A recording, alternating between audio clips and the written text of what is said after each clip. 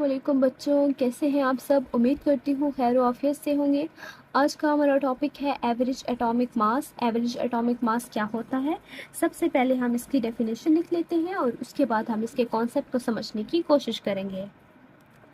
तो इस डेफिनेशन में हमसे क्या कह रहे हैं, इस डेफिनेशन में हमसे कह रहे हैं कि हमारे पास नेचुरली यानी कुदरत में हमारे पास जितने भी एलिमेंट्स मौजूद हैं, ठीक है ना, it is the weighted average of the atomic masses of naturally occurring isotopes of an element. कि नेचर में हमारे पास जितने भी एलिमेंट्स मौजूद हैं, ठीक है, उन एलिमेंट्स के हमारे पास जितने भी आइसोटोप्स हैं, ठीक है ना, naturally occurring isotopes of an elements के नेचर में मौजूद होने वाले जितने भी एलिमेंट्स हैं उनके जितने भी आइसोटोप्स हैं उनकी जो एटॉमिक मासेस हैं उनका क्या ले लेना, एवरेज लेना। क्या कहलाता है, एवरेज एटॉमिक मास कहलाता है। इसकी सबसे प्यारी एग्जांपल मैं आपको क्या देने वाली हूँ कि फॉर एग्जांपल मेरे पास क्या पड़ा है, आपको ऐसे समझ नहीं आने वाली।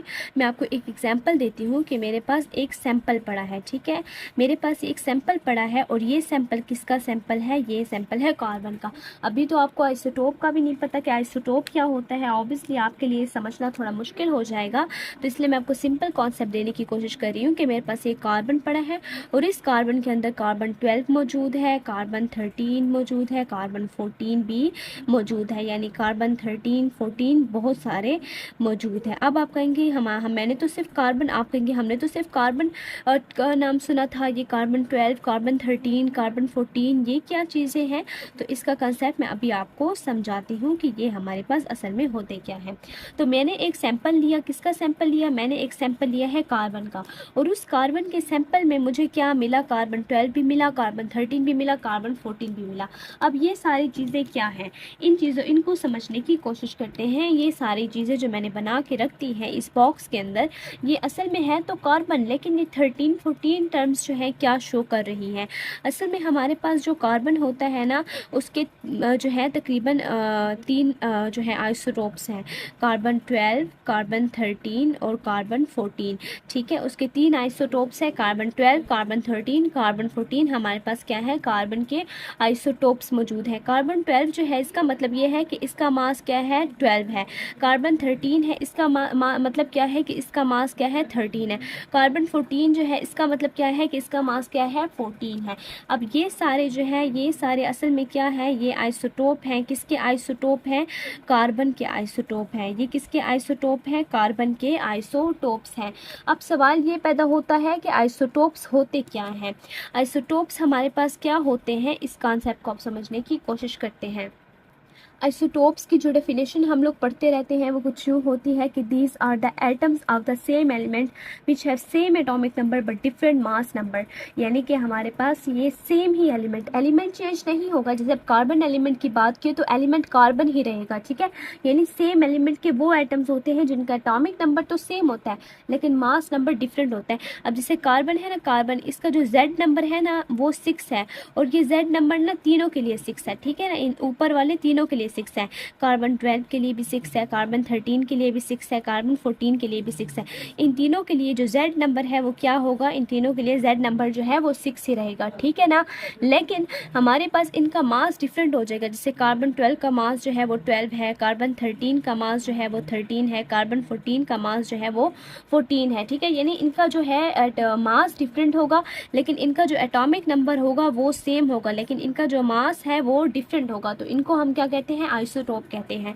तो मैंने आपको असल में क्या बताया, मैंने आपको ये बताने की कोशिश की कि मेरे पास एक सैंपल है और उस सैंपल के अंदर मेरे पास कार्बन 12 पड़ा है, कार्बन 13 पड़ा है, कार्बन 14 पड़ा है। मतलब बहुत सारे किस्म का समझो कि कार्बन 12, कार्बन 13, कार्बन 14 के बहुत सारे जो है मेरे पास आइसोटोप्स पड़े हुए हैं इस सैंपल के अंदर।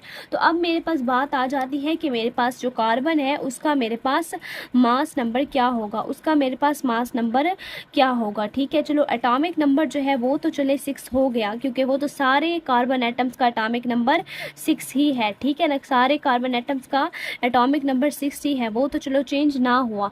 लेकिन हमारे पास जो एटॉमिक मास है वो हमारे पास डिफरेंट आ रहा है, किसी का 12 है, किसी का 13 है, किसी का 14 है। किसी का 14 है, ठीक है। तो एटॉमिक मास जो है वो डिफ़र कर रहे हैं सबके। तो अब मैं कौन सा एटॉमिक मास लूँ, मैं 12 लूँ, मैं 13, मैं 12 लूँ, मैं 13 लूँ, मैं 14 लूँ, मैं कौन सा एटॉमिक मास लूँ? मेरे लिए ये क्या हो गई है, एक कन्फ्यूजन खड़ी हो गई है। तो इसको सॉल्व करने के लिए हमारे पास कौन सा कॉन्सेप्ट आया, हमारे पास एक कॉन्सेप्ट आया जिसको हम क्या कहते हैं, एवरेज एटॉमिक मास का कॉन्सेप्ट। कौन सा कॉन्सेप्ट आया, एवरेज एटॉमिक मास का कॉन्सेप्ट। अब इस एवरेज एटॉमिक मास के कॉन्सेप्ट में हम क्या करते हैं, इसकी जो डेफिनेशन मैंने आपको बताई है वो समझ लेते हैं।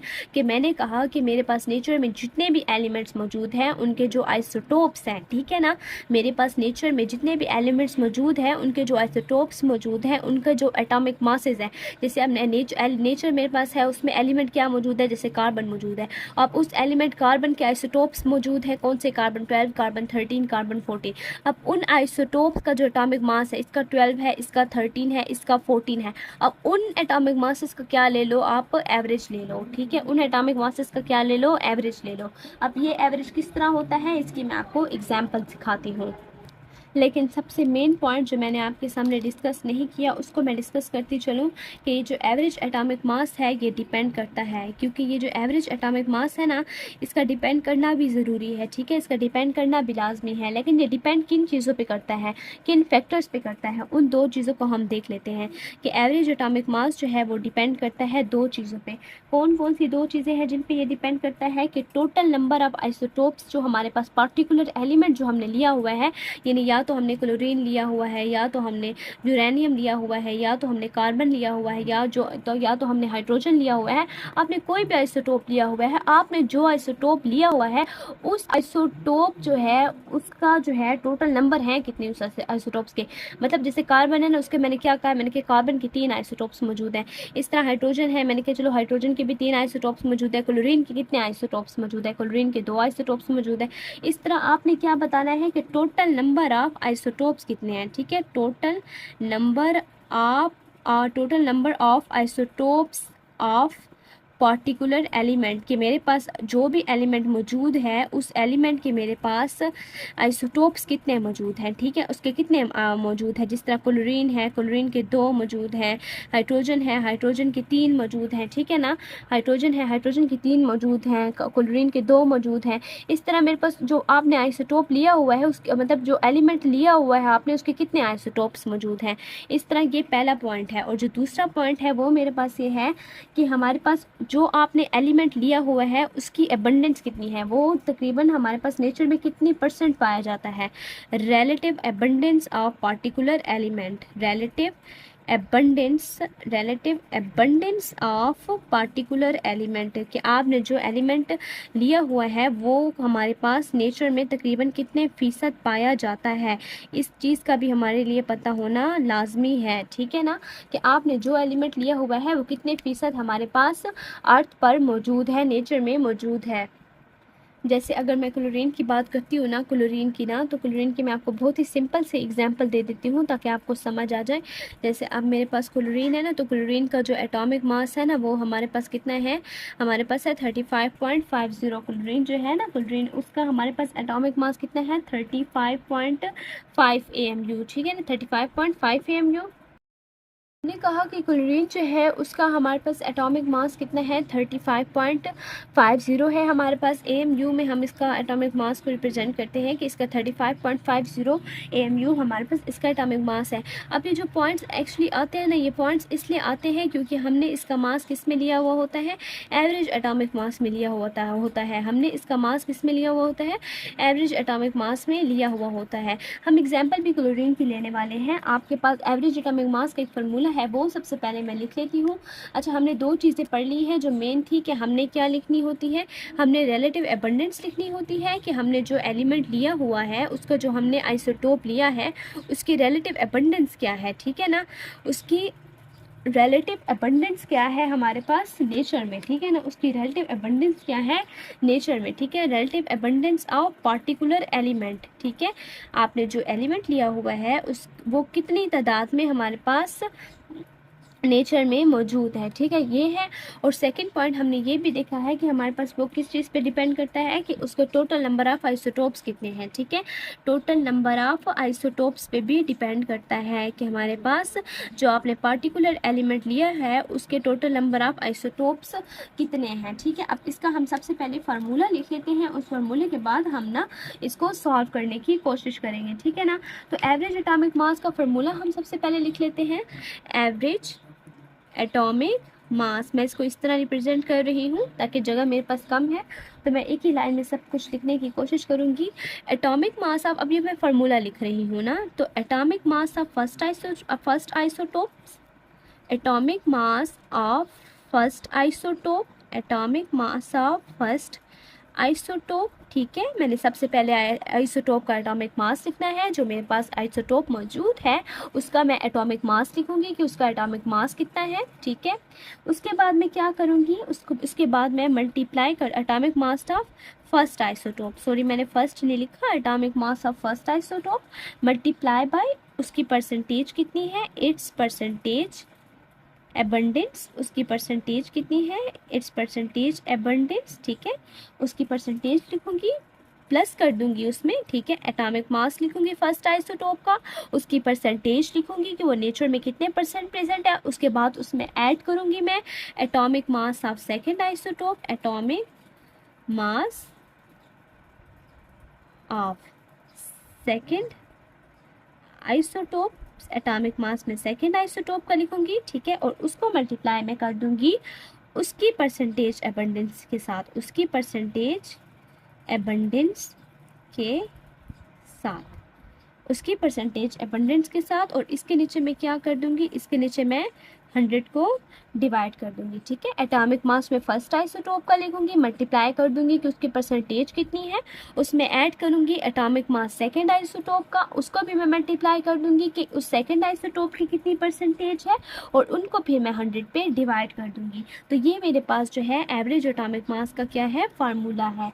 ये मेरे पास क्या है, एवरेज एटॉमिक मास का एक फार्मूला है। तो सबसे पहले हम एक एग्जाम्पल सॉल्व करने की कोशिश करते हैं, उसके बाद हम इसको देखेंगे। तो सबसे पहले मेरे पास एग्जांपल मैं ले रही हूँ क्लोरीन की, कि मेरे पास जो क्लोरीन है उसका एटॉमिक मास कितना है, atomic mass of chlorine, atomic mass मेरे पास क्लोरीन का कितना है, एटॉमिक मास जो मेरे पास क्लोरीन का है वो है 35.50 AMU, ठीक है। मेरे पास क्लोरीन का एटॉमिक मास जो है वो 35.50 AMU है, ठीक है। मेरे पास जो क्लोरीन है उसके तकरीबन मेरे पास दो आइसोटोप्स हैं, दो आइसोटोप्स हैं। जो पहला आइसोटोप है उसको मैं बोलती हूँ क्लोरीन 35, और जो मेरे पास दूसरा आइसोटोप है उसको मैं बोलती हूँ क्लोरीन 37। जो क्लोरीन 35 है वो मेरे पास नेचर में कितना मौजूद है, 75% मौजूद है। और जो क्लोरीन 37 है वो मेरे पास नेचर में कितना मौजूद है, वो मेरे पास नेचर में 25% मौजूद है। ये पहला आइसोटोप हो गया, और ये मेरे पास दूसरा आइसोटोप हो गया। मेरे पास दो आइसोटोप्स मौजूद हैं। किसके दो आइसोटोप मौजूद हैं, क्लोरीन के मेरे पास दो आइसोटोप्स हैं।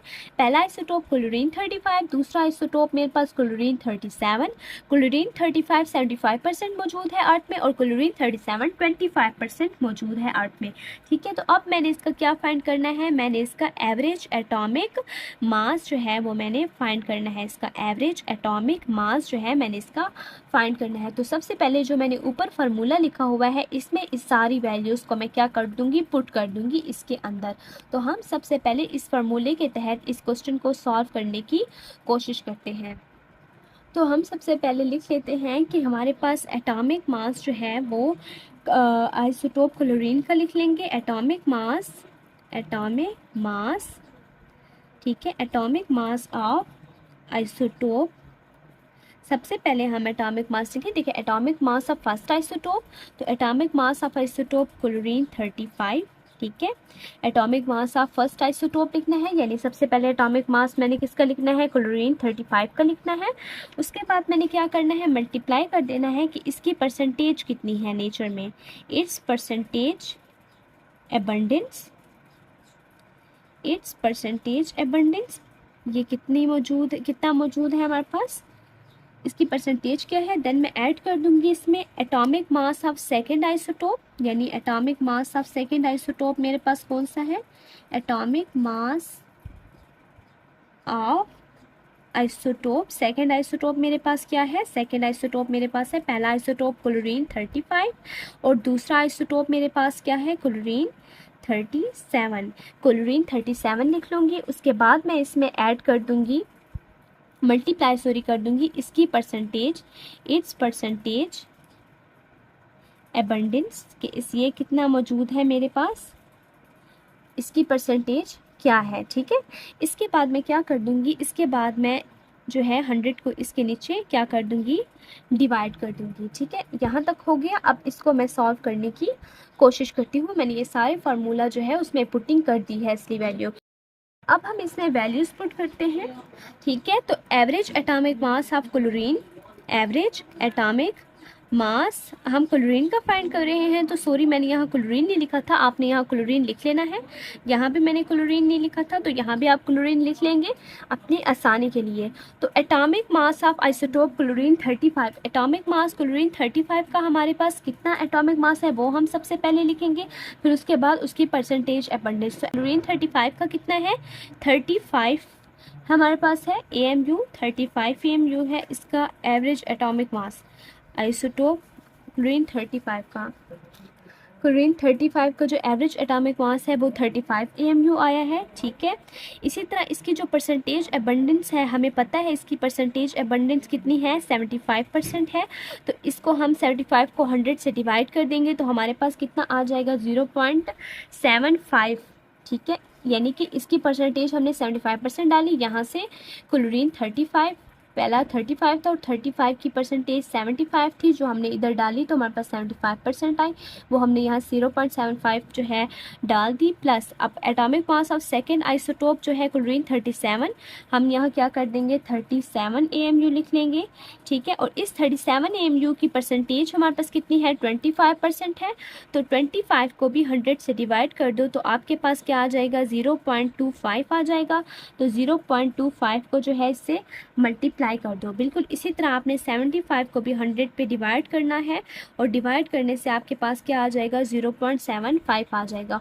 और यही 0.75 आपने यहाँ पुट करना था इसकी परसेंटेज में, और क्लोरीन 35 का मास पुट किया, उसकी परसेंटेज 0.75%, जो आपके पास 75 को 100 से डिवाइड करने पे आई, आपने यहाँ पुट कर दी। इस तरह एटॉमिक मास ऑफ क्लोरीन 37 जो है वो 37 ही आया, और उसकी परसेंटेज एबंडेंस जो है वो 25% थी, 25% थी, और 25 को 100 पे डिवाइड किया तो 0.25 आया। ठीक है, हम 25% में नहीं लिख सकते थे, तो 25 को 100 पे डिवाइड करना ज़रूरी था, तो 0.25 आ गया। दरमियान में प्लस का सिंबल था तो इसलिए हमने यहाँ भी प्लस किया है, दोनों को ऐड किया है। अब 35 को 0.75 से जब आप मल्टीप्लाई करेंगे तो आपके पास क्या आएगी वैल्यू, 26.25, प्लस 37 को 0.25 से मल्टीप्लाई करेंगे तो 99.25 आएगी। इन दोनों को जब आप ऐड करेंगे तो आपके पास वैल्यू आ जाएगी 35.50 AMU।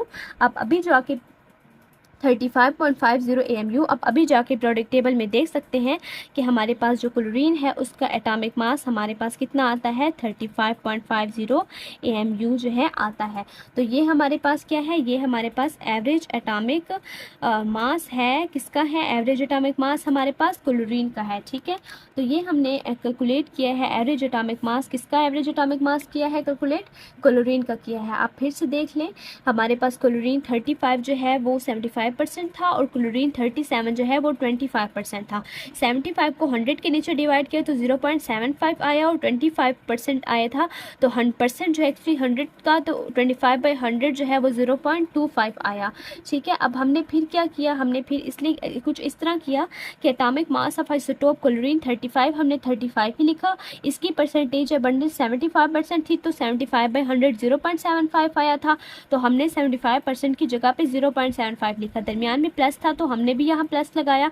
Atomic mass of isotope chlorine 37 हमने 37 AMU ही लिखा, इसकी परसेंटेज अबंडेंस 25% थी तो 25/100 0.25 आया। इसको इससे मल्टीप्लाई किया तो 26.25 आया और 37 को 0.25 से मल्टीप्लाई किया तो 9.25 आया। ठीक है, फिर इन दोनों को ऐड किया तो हमारे पास 35.50 AMU आया जो कि एवरेज एटॉमिक मास है क्लोरीन का।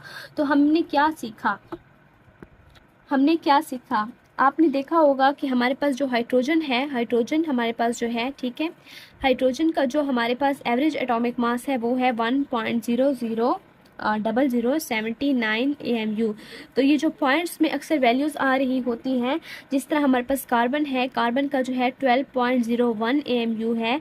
तो ये सारे पॉइंट्स एक्चुअली क्यों आ रहे होते हैं? ये इसलिए आ रहे होते हैं क्योंकि ये एक्चुअली हमारे पास एवरेज एटॉमिक मास होते हैं। और एवरेज एटॉमिक मास किस तरह आते हैं कि कोई भी एलिमेंट हो, ठीक है, एवरेज एटॉमिक मास किस तरह हमारे पास आते हैं? एवरेज एटॉमिक मास आते हैं कि कोई भी एलिमेंट हो, ठीक है, जिस तरह मैंने क्लोरीन दिया, ठीक है, उस एटम का, अब जैसे क्लोरीन था ना, मैं सीधा लिख लेती हूँ क्लोरीन, जिस तरह क्लोरीन हमने लिया उस एटम, उस एलिमेंट का, सॉरी मैं एटम बोल रही हूँ, एलिमेंट जो है, जैसे कि मेरे पास क्लोरीन मौजूद है, उस एलिमेंट के हमारे पास जितने भी आइसोटोप मौजूद हैं, जिस तरह इसके कितने आइसोटोप मौजूद थे, इसके कुल मिला के कितने आइसोटोप मौजूद थे? 2 आइसोटोप मौजूद थे। क्लोरीन के 2 आइसोटोप मौजूद थे, एक था क्लोरीन 35 और एक था क्लोरीन 37, ठीक है। क्लोरीन 35 जो है वो 75% प्रेजेंट था और क्लोरीन 37 जो है वो 25% प्रेजेंट था। तो उनके जितने आइसोटोप्स मौजूद होते हैं और उनकी जितनी एबंडेंस मौजूद होती है, इन्हीं के ज़रिए ही हम एवरेज एटॉमिक मास को कैलकुलेट कर सकते हैं, ठीक है। तो जो जिस एलिमेंट के जितने आइसोटोप्स मौजूद होंगे वो आपने पता लगवाने हैं कि एक एलिमेंट के कितने आइसोटोप हैं। अब यूरेनियम जो है, यूरेनियम के कितने आइसोटोप्स हमारे पास मौजूद हैं, ठीक है। इस तरह हाइड्रोजन है, हाइड्रोजन के हमारे पास कितने आइसोटोप्स मौजूद हैं। इस तरह कार्बन है, कार्बन के हमारे पास कितने आइसोटोप्स मौजूद हैं। उनके आइसोटोप्स पता करें, फिर उनकी रिलेटिव एबंडेंस देखें कि वो कितनी एबंडेंस, कितनी तादाद में, मतलब कितनी उनकी परसेंटेज है हमारे पास नेचर में, उनकी एबंडेंस मालूम करें। उसके बाद आप उस एलिमेंट का क्या कर सकते हो? एवरेज एटॉमिक मास जो है आप कैलकुलेट कर सकते हो, ठीक है ना। तो ये था हमारे पास एवरेज एटॉमिक मास का कॉन्सेप्ट जो कि आपकी बुक में दिया गया था, ठीक है। आई होप आपको मेरा लेक्चर पसंद आया होगा। अगर आपको मेरा लेक्चर पसंद आया है तो प्लीज़ मेरे चैनल को, मेरी वीडियो को लाइक करें, शेयर करें और मेरे चैनल को सब्सक्राइब करें और बेल आइकन को ज़रूर प्रेस करें। अल्लाह हाफिज़।